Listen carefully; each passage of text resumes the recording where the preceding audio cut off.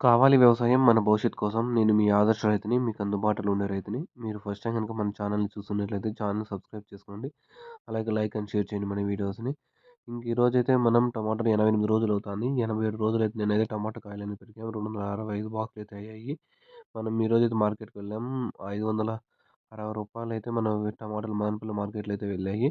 మనకు కొంతమంది మొలకల చెరువుకి ఇచ్చేదానికి సజెస్ట్ చేస్తున్నారు. మొలకల చెరువు మార్కెట్ ఎలా అంటే ఎవరికైతే రెగ్యులర్ కస్టమర్స్ ఉంటారో వాళ్ళవైతే కాయలు కొంచెం రేట్ ఎక్కువ పడతారు. ఎవరంటే వాళ్ళు ఏసుకున్నామనుకో కొత్త కాయలైనా కూడా రేట్ అనేది కొంచెం తక్కువ పడతారు. అంటే మార్కెట్ గురించి కామెంట్ చేసేదొద్దు. మనం దాని గురించి వదిలేద్దాం. ఎవరి గురించి అవసరం లేదు. ఇంకైతే ఈరోజైతే మనం నిన్నైతే కాయలు పెరికేసాం. ఈరోజైతే వెంటనే మార్నింగే మన పొద్దున్నే కరెంటే కాబట్టి 6 గంటలకొస్తుంది. ఒక గంట వాటరేసి మనమైతే 0,5234 అనేది ఈరోజైతే డ్రిప్ ద్వారా పంపిస్తున్నాం. 0,5234 అనేది మనకు ఆల్రెడీ యూజ్ చేసేది తెలుసు. మనం ఆల్రెడీ 60 రోజుల నుంచి అయితే 0,5234 అనేది ఎక్కువ యూజ్ చేస్తాం. ఎందుకు అంటే గుర్తుపెట్టుకోండి, నత్రజని ఏమి అవసరం లేదు చెట్లకి. ఇప్పుడు కావాల్సిందేమి 50 0,52 34 52 అంటేనేమి భాస్వరము, 34 అనేది పొటాష్. చెట్టుకి కావాల్సింది భాస్వరం, పొటాష్ మాత్రమే. నత్రజని అనేది ఇప్పుడు లాస్ట్‌లో అనేది అవసరం ఉండదు. చెట్టు ఫస్ట్‌లో అయితే నువ్వు డీఏపీ ఏసింటావు, యూరియాలు ఏసింటావు అవన్నీ నత్రజని కిందకే వస్తాయి. 52, 34 వల్ల అనేది కాయ సైజ్ కూడా పెరుగుతుంది. మనము ఏరీస్ వాళ్ళది ఫర్టిసార్ అనేది కూడా వదిలాము. ఇప్పుడైతే ఇది కూడా వదులుతున్నాము. అంటే మీ కాయ కలర్‌కు, షైనింగ్ కూడా ఇది కూడా అయితే పనిచేస్తుంది. మీరు చూసుకోవచ్చు. మనమైతే ఈరోజు వదిలినాము. అంటే వెంటనే వదిలేస్తాం. ఇప్పుడు ఒకేళ నిన్న కాయలు పెరికేసాము. ఈ నిన్న కాయలు పెరికేసిన వెంటనే అయితే వదులుకోవచ్చు. ఈరోజు కూడా వదులుకోవచ్చు. ఎందుకంటే మళ్ళా 3 డేస్ టైం అనేది ఉంటుంది మన కాయకి. కాయ సైజ్ వచ్చేకి మీరు వచ్చేకైతే టైం అయితే సరిపోతుంది. మీరు అలా కాకుండా నిన్న కాయలు పెరికేసి రేపు మొన్నాడు గాని వదిలినారనుకో అదైతే సరిపోదు. ఎందుకంటే మళ్ళీ మరుసటి రోజు కోత ఏసేయాల్సొస్తుంది. కాయ కలర్‌గా షైనింగ్ అయితే రావు.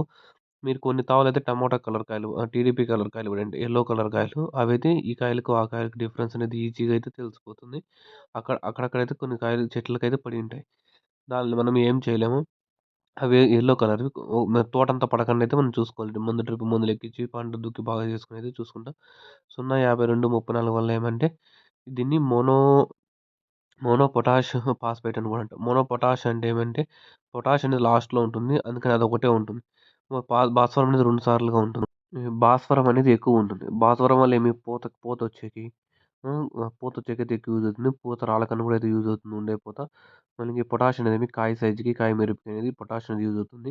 32 రోజుల్లో 32 రోజుల్లో 64 అవుతుంది. ఇది 1.75% అప్రాక్సిమేట్‌గా 1 1 1 ఒ ఒ ఒక ఒ మొత్తం ఎన్ని 25 కేజీల్లో ఒక పర్సెంట్ అంటే ఎంతొస్తుంది? 7, 8 కేజీలయితే పొటాష్ వస్తుంది. మిగిలిందంతా 15 కేజీల దాకా అయితే ఇదైతే వస్తుంది. ఆహ్, బా పర్ భాస్వరం అయితే వస్తుంది. ఈ రెండైతే ఈ విధంగా అయితే యూజ్ అవుతాయి. ఇంకేమున్నాయి మనకైతే ఇప్పటికైతే మనం సుమారుగా 500 బాక్సులు అయితే పెరికేసాము పెద్ద బాక్సులు.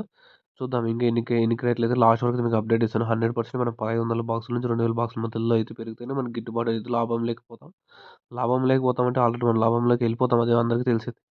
కానీ మనం పెట్టిన పంటకి ఇట్లా మీరు ఈ విధంగా పర్ఫెక్ట్‌గా ప్లాన్ చేసినారనుకో ఆటోమేటిక్ రేట్ అనేది తక్కువ విలువ పోయినా కూడా మనకు ప్రాఫిట్స్ అనేవి వచ్చే ఛాన్సెస్ అనేది ఎక్కువుంటుంది. మీరు దీని మీద అయితే కాన్సంట్రేషన్ చేయండి.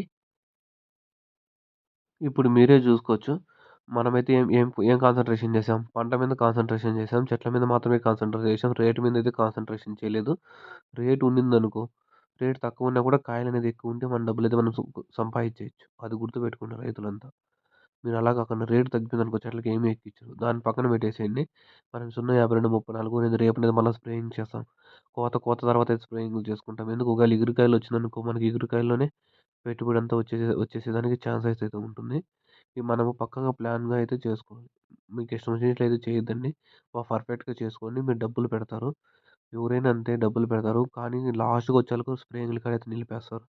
అలాంటివన్నీ వదిలేసేయండి. పక్కకు పంట పెడితే బాగా పర్ఫెక్ట్‌గా పెట్టండి.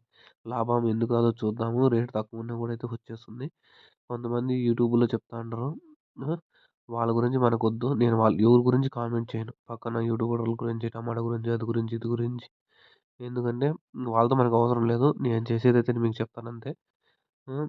రేట్లు అంత పోతున్నాయి, ఇంత పోతున్నాయి. నువ్వు పెట్టినావు కాబట్టి పక్కనోళ్ళు వాళ్ళు నాటమంటున్నారు, వీళ్ళు నాటమంటున్నారు. అలాంటివేంటివి నేను క్వెషన్ చేయను.